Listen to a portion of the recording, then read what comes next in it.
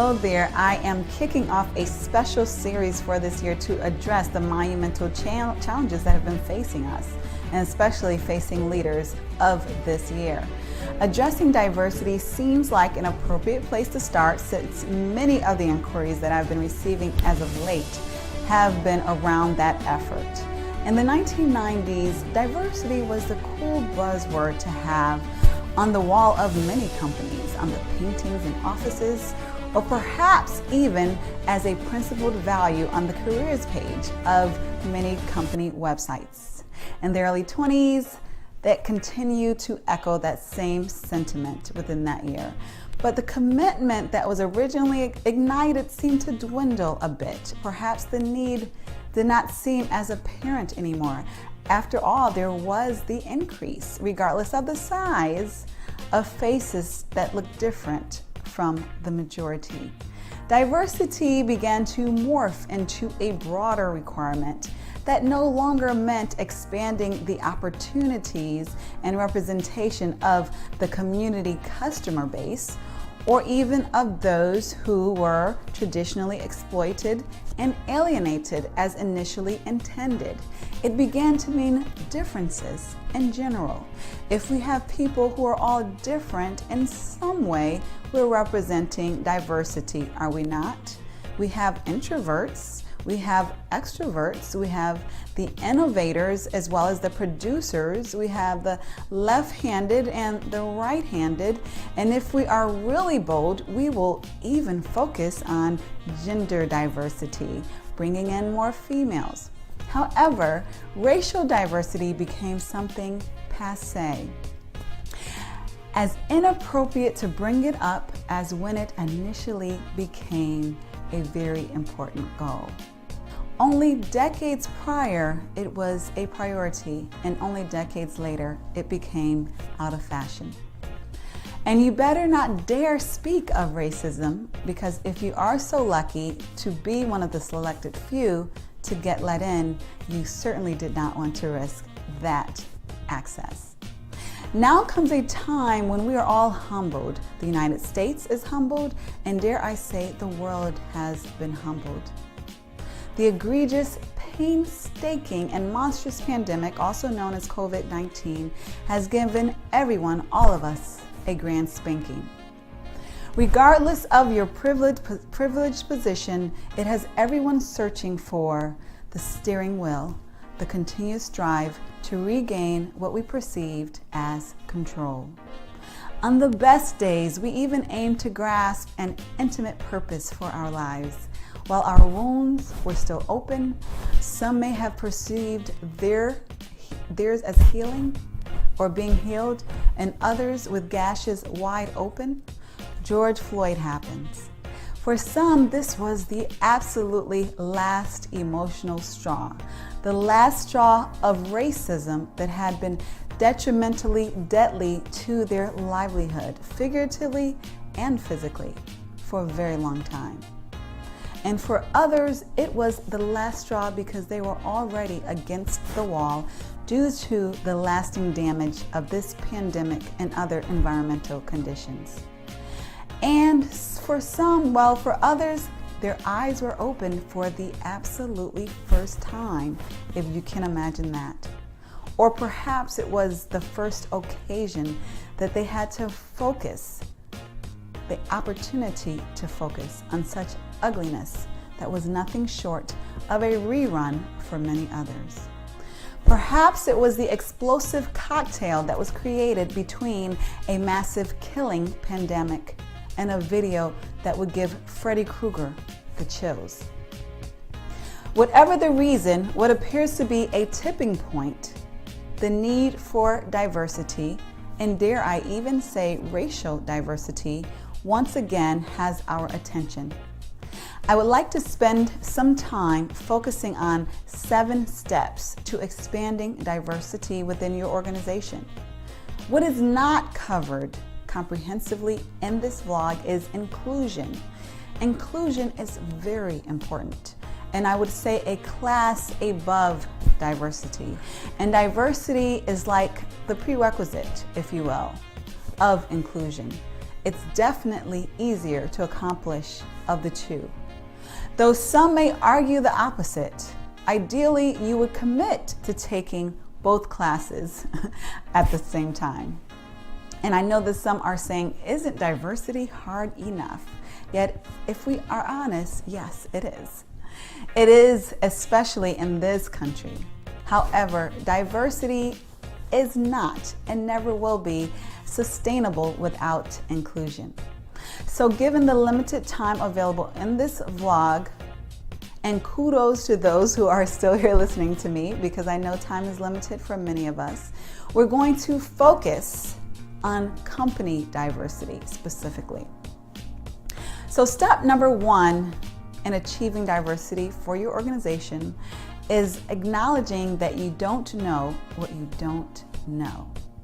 When I think of several conversations that I have had with people who work in talent acquisition for many major companies, or even professional associations for that matter, where there has been a lack of diversity, the main argument is that they cannot seem to find the right people of color. That it's so hard to find people of color to fill those roles and to be interested. Now, admittedly, I will say to you, I will confess, I'm often thinking, though sometimes not saying or asking, is it that you cannot find people of color, or you don't know what you just don't know? And the truth is that homogeneity is the most basic and easiest way to make decisions. And that is for all of us. So while kindergartners are the most loving and collaborative and friendly people among each other, they do tend to cling to one another. While they may be friendly to everyone, they bond with each other based upon their common experience living in a world of unknowns where they know a lot more than people think that they do, and they're often underestimated. And one of the first things that they learn is to categorize. They group the round shapes with other round ones, the purples with the purples, and the greens with the greens. Categorization, we learn from an early age, saves us time. And as we grow older, we continue to advance in the skill of categorization.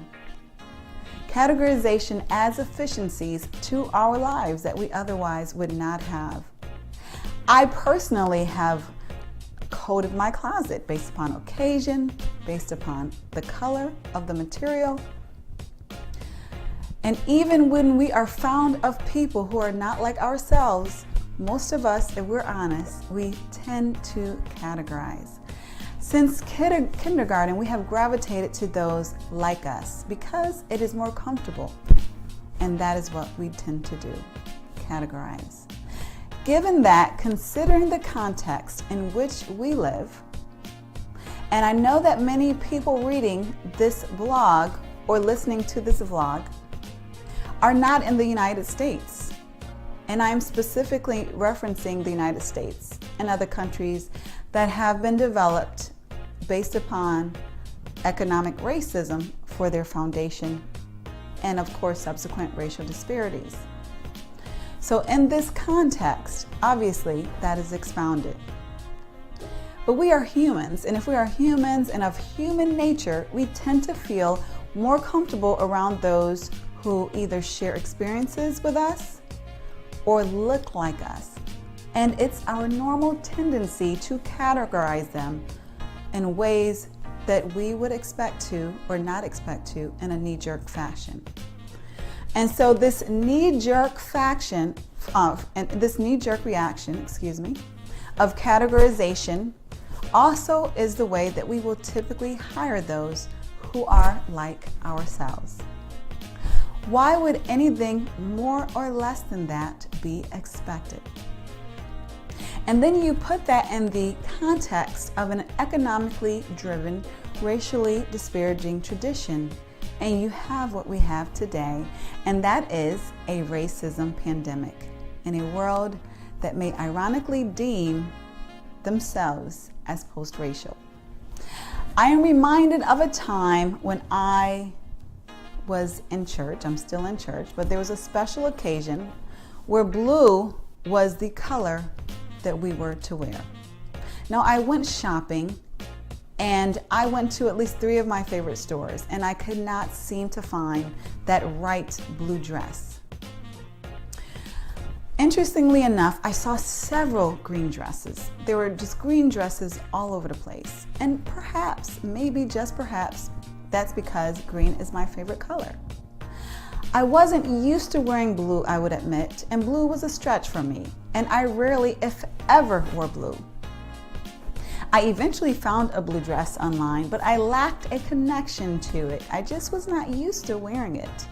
Sure, some may be offended that I dare compare people to dresses. And I agree, it's not that simple. Though what is that simple is that we are emotionally driven beings. Oftentimes we believe that we're making sound, objective decisions when we're doing nothing of the sort. We're simply responding to what feels the most familiar, the most emotionally comfortable. And some of us call it a gut feeling. Dare we not trust our gut in this modern era of self-actualization?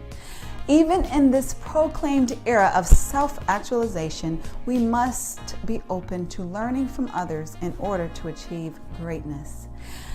I don't know Spanish very well, so I'm taking Spanish classes. I get help from my Spanish friends, and I don't assume that there's no use for Spanish simply because I don't know how to master the language yet. And so let's not assume that there is no need to attempt diversity simply because you haven't yet mastered it. Be open to learning from others, even if you have achieved greatness in specific areas. What many do not know is that diversity takes significant effort. While I love diverse environments and novel experiences, this is not the norm. Most people of all races prefer what is familiar. Familiar is more comfortable. Comfortable is convenient. And this leads us to number 2. Get comfortable with being uncomfortable. If you are genuinely desiring diversity within your organization, you're going to be uncomfortable at times. You may be uncomfortable when they have personal stories to which you cannot relate. You might be uncomfortable because they don't get your jokes. You might be uncomfortable when they disagree with your seasoned and tenured opinion. If you're at the most elementary stages of racial and cultural diversity, you may even be uncomfortable by such superficialities as the differences of foods that they eat, or the differences in their hair, and even maybe their skin. Though if you are genuinely hoping to work in a diverse work environment, you will be comfortable with your lack of comfort and with being uncomfortable until you become more comfortable. The third step, which has been implied already, is to not trust your gut. Do not trust your gut when it comes to increasing diversity within your organization. I know this sounds counterintuitive from everything that you have learned regarding how to live and how to make decisions. However, when building diversity, it is selfish and downright dangerous to rely on your gut. In this modern era, thankfully, we have access to more objective tools and data than we ever have in the past. When hiring and promoting, we should use assessments and simulations to help us make objective decisions. Such tools help us to analyze the quality of talent that is not subjectively based, but based on relative subject matter expertise and performance ability. Now let's get to step number 4. And step number 4 is knowing your community. Know your community base because it is important for 2 reasons. Firstly, the more that you know your community base, the more knowledgeable that you will be in finding and attaining diverse talent that is not far away. Quite conveniently, a community base can conceivably be global at this point in our modern era. This is most commonly found among higher level positions that typically include searches that will pay, will reimburse, will sponsor relocation globally even. The second important reason that you want to be intimate and know your community base is because every organization should be an asset to their community. Not just a taker, but an asset. So if you're familiar with the community, if you're familiar with the inhabitants of the city in which your organization resides, then it will be difficult to understand it will be difficult for you to not understand how your community needs your service. And it will be easier for you to understand how you can ultimately serve your community. Knowing your community base will help you not only to better your community, it will help you to know the diverse representation that exists within it for your organization, to tap into it, to obtain diverse talent that exists right there underneath your nose. Now, step number 5 is to know your customer base. Now, I know this is common knowledge in marketing, but oftentimes some organizations still tend to ignore what their company base is composed of. Many organizations have taken advantage of researching their customer base, but if you have not, I encourage you to do so. So when a workforce lacks the diversity and the thought perspective that is represented within their company base, or within their customer base, then selling and serving that customer audience places them in a disadvantage to do so. So it's important to know your customer base, because then you will know how to best serve and attract and continuously attract those who are interested in what you have to offer. Step number 6 is to make diversity a priority. Yes, if you're reading this, you have an intention of increasing diversity within your organization, hopefully. But it's not only important to have an intention to increase diversity, it's important to make it a priority. Why is this important? Because as we know, most of our days are fully occupied. They're busy. We're rushing to make deadlines, working positively toward various goals, and placing effort based upon the priorities, yes, the priorities of our organization. So there are some things that we will never get to, even though they're on our list. There is never a time when we get to do everything that we want to do, but we focus on what is prioritized at the highest by our leadership. We ensure that diversity is a priority by setting direct goals tied to it. In many areas of talent and HR especially, we want to move more qualitative to more non-numerical, sophisticated ways of measuring performance. However, quantitative measurement is needed when there is a lack of sophistication to do otherwise. And for most organizations, such sophistication regarding diversity just is not there. And so we still need to quantitatively measure the diversity progress. Also, dare I say, quantitative data is still king among most C-suite layers of top organizations. If diversity is a priority, then it will be measured. What is a priority is measured, and as we all know, what gets measured is what gets done. For example, in talent acquisition, are recruiters rewarded or evaluated based upon how highly they're providing diverse represented slates? Are there staff members with significant ties to underrepresented communities on the decision-making panels? Are leaders requiring a diverse representation of interviews when they are hiring? Are there active promotions and active sponsorship and mentor opportunities and programs for underrepresented groups? This helps to expand diversity, especially among the higher ranks of the organizations. And step number 7 is to be consistent. As Coach John Wooden once said, character is measured by what we do when no one else is looking. So if diversity is a real goal of your organization, then you want to institutionalize those practices far beyond what is publicly visible. But you want to communicate to your team, to your organization, that diversity is an important value of your organization. The best way to institutionalize diverse efforts is to make it a part of your traditional dashboards. When you measure quarterly the performance of your organization or your team, you can also measure hiring and retention of diverse talent bases.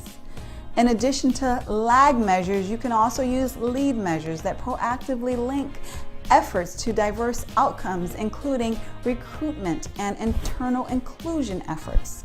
If you find this information interesting or helpful, I have a big ask for you, and that is to please share it with others, because I know that there are some people who are genuinely struggling with diversity, and I want this to be a help with them. So share with those, especially those leaders who you believe would benefit from this information, and have a phenomenal day.